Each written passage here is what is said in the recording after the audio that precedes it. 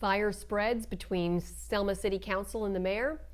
Dallas County Jail is primed for repairs. Students learn Selma's history through a mural. And the fair returns in the fall. That and more in this week's edition of the Selma Sun Spotlight, Selma-Dallas County's only local newscast. I'm Cindy Fisher, publisher of the Selma Sun. And I'm Todd Prater, staff writer for the Selma Sun. Here's this week's top stories. The ongoing battle between the mayor and city council over appointment powers continues, and it has the fire department without a permanent leader. The city council and the mayor have disagreed over who has the power to appoint leaders of departments since the previous administration. And the attempt to appoint a fire chief has the decision at a stalemate. The fire chief appointed by the council earlier this year quit after only 3 months, and the chief appointed to replace him refused to take the job. Mayor James Perkins Jr. named an interim chief in place for now.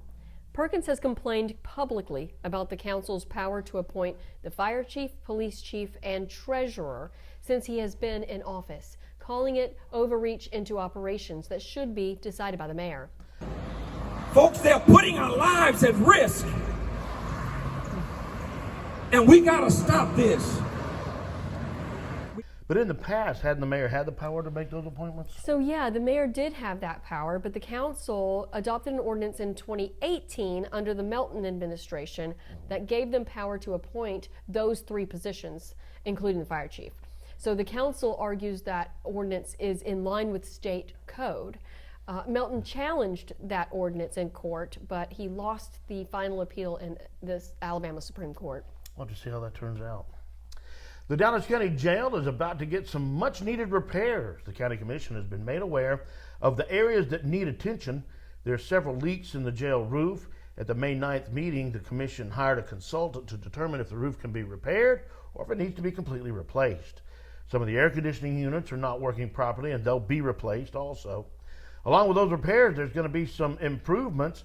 Bids are out for building several COVID isolation cells at the jail. Commission Chairman and Probate Judge Jimmy Nunn explained that when someone's arrested or if they have to leave the jail to go to court, they must be isolated for a period of time. And these cells will allow for that. Unlike the regular cells, these COVID isolation cells will have their own separate ventilation system. A $500,000 grant will pay for those cells.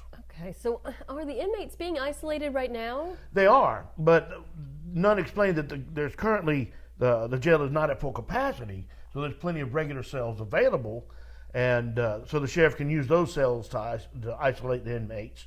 But Sheriff Grantham said that they have many other procedures in place to protect the safety of the inmates, and that there's been no COVID outbreaks in the county jail. But this is just going to further that safety. Yeah, well, that's a good idea. Make it more safe, exactly. The Selma Lions Club has set a date for the return of the fair this year, and it won't be in the summer.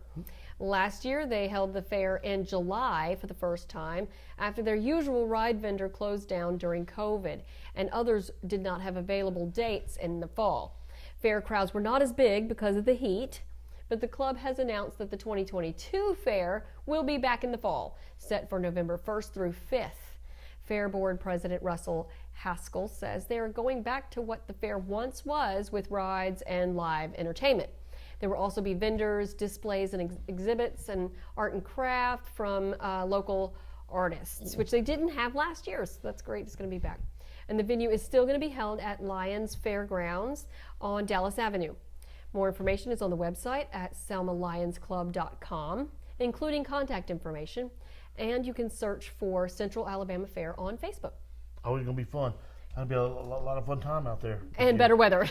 A lot cooler. I went last year and it was really hot. Memorial Day is coming also. It's coming up for our local veterans of foreign wars. They're going to hold their annual Memorial Day service at Block Park in front of the Eternal Flame. It'll start at 11 o'clock May 30th.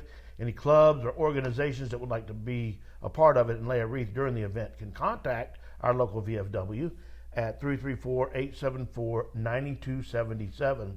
The guest speaker this year is Dallas County Sheriff Mike Grantham. Everyone encouraged to come out and pay tribute to the men and women who have made the ultimate sacrifice for our great nation. The true heroes of this country. Yes, that'll be great. Yes. I've been to that, and it's very solemn and very worth nice being ceremony. at. Yes. There's a new mural depicting the history of Selma from the Native Americans to present day. It's been painted on the side of the Selma Welcome Center on Broad Street. It was primarily the work of local school students. The project was the brainchild of Danielle Wooten, director of Selma's Office of Planning and Development. She says that Selma's known for the civil rights era, but sometimes that's all the children learn about Selma's history.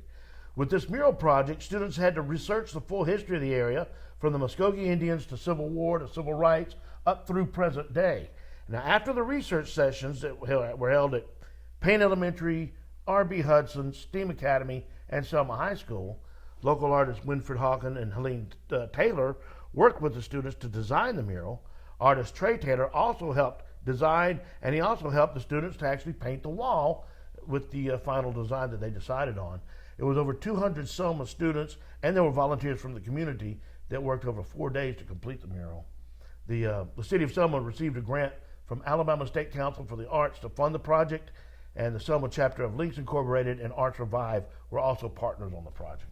And it looks great. It's a beautiful mural. And I love the butterflies. That's really a neat idea. It was the tip of the hat to Selma being called the butterfly capital of Alabama. And it was a drawing by Selma High student Kenyala Moore that inspired the final design. She had a butterfly with the city of Selma in it. And Trey Taylor said, wow, that's what we're going to do. And we'll put the different periods of Selma history in butterflies. Aww. So, and hers was chosen out of 180 different designs that were submitted by students. And it looks fantastic. So congrats to that student. Yes, for having that talent. Job. And from now on, she can say, I designed that. I know. When we drive by it, it's very it's very prominent there on Broad Street as you head toward Edmund Pettus Bridge. So and it makes the city shine. Bright. Yeah, exactly. It's so bright. Well, thank you for joining us for this week's edition of the Selma Sun Spotlight. Read these stories and more at selmasun.com, and follow and subscribe to us at our YouTube channel and on Facebook and Instagram. We'll see you next week. See you next week.